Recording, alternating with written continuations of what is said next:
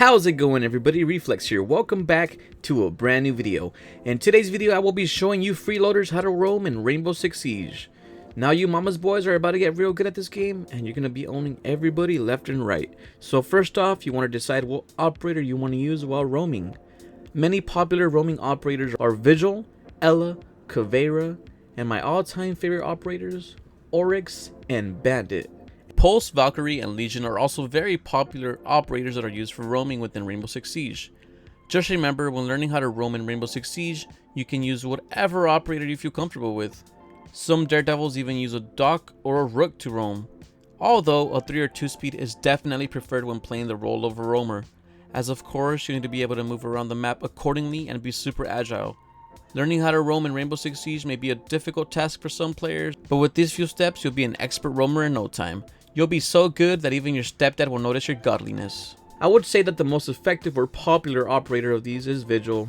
He is highly viable in higher ranks as his gadget is literally made to avoid drones and trick the attackers. However, it's all preference and it depends on your own playstyle, such as which weapon you feel more comfortable with, what secondary gadgets you prefer, whether it be barbed wire to slow down enemies and distract them, impact grenades to get you out of sticky situations, or the brand new proximity alarms that'll alert everyone and their mamas that an enemy is indeed close by. For example, I totally prefer Bandit simply because I am in love with the MP7 and I can do fairly well with it, whether it be for short, mid, or long range shots. So just think about all the strengths and weaknesses about which roaming operator you want to master. They are all simply amazing and they all come with great gadgets and an amazing artillery at their disposal.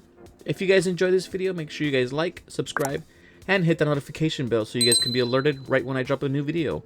It really helps me out. The first thing you want to do before roaming is making sure that you or your teammate create viable rotates that you could use for any dire situations. This is important because during unfortunate circumstances such as your team being completely swept right from under their feet, you can go ahead and pressure the enemy with the element of surprise. They will not be able to hold each and every angle very well, and you could pick them off one by one while maneuvering accordingly. This may be a bit difficult for beginner roamers, especially if you are out in a situation where you're facing off multiple enemies on your own. This leads me to my next point. As a roamer, you want to make sure that you can pick off as many attackers as you can before they reach your sight. If you play as an aggressive yet patient roamer, I can guarantee that you will manage to secure so many kills.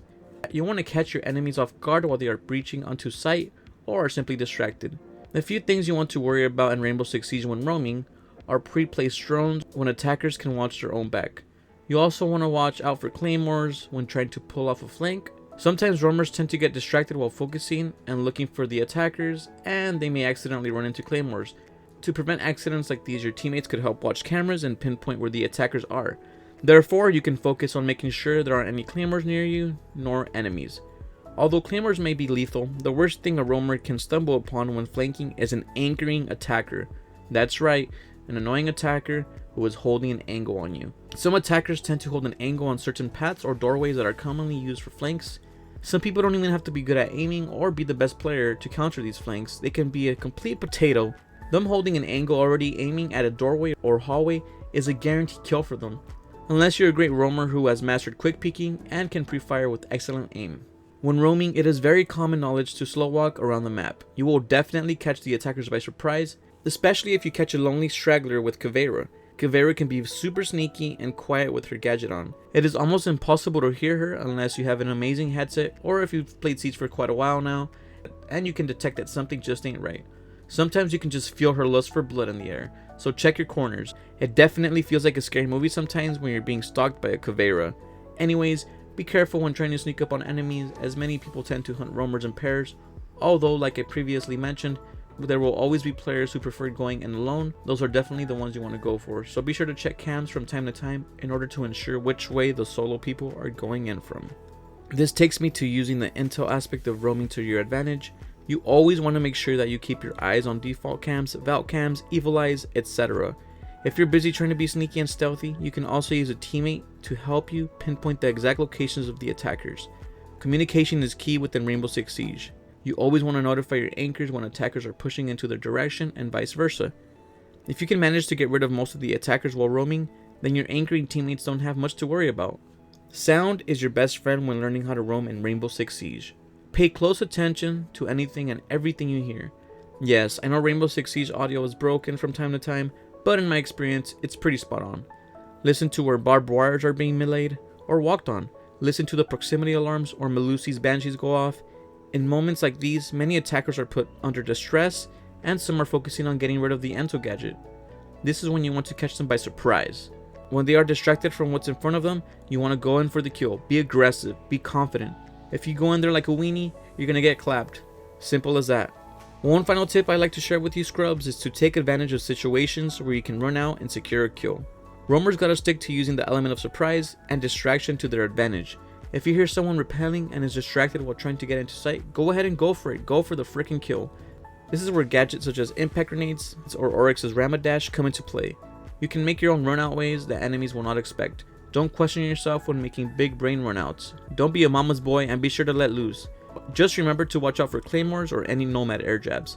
And as I mentioned previously, use cams to your advantage to make sure it's safe to run out. Cameras and other intel gadgets are a roamer's best friend. Playing a roamer is also very good for players who are always solo queuing. If you can become the best roamer that ever was, you will definitely be able to snag some victories simply because you are too good of a roamer and you are a roaming king. However, you will likely have to be super aggressive in order to secure dubs for your team. An aggressive, sneaky, and quick roamer with amazing aim is definitely the biggest and scariest threat for any attackers. Simply because you intimidate your enemies with your alpha Chad aura, you will stop them from pushing too aggressively towards your defending site. If they take longer trying to hunt you down, you can definitely waste and play time to your own advantage, as you'll have the attackers wasting so much time checking out every crevice of the earth and droning each and every crack to hunt you down. I know a lot of you guys have trouble solo queuing, and it's basically impossible for you guys to rank up, especially when you guys have a trash team filled with a bunch of throwers. But always remember that there's room for improvement within yourself, and you mustn't give up until the last match. Just give it your best, and I'm honestly sure you have other legitimate teammates on your team who are also trying to win this match as well, so don't give up. Also, I'm going to go ahead and leave my Discord server in the description box below. You guys can go ahead and join and be able to help each other out, whether you guys be playing on console or PC. Anyways guys, that's it for this video. If you guys enjoyed this video, let me know and I will be sure to make another how to roam video.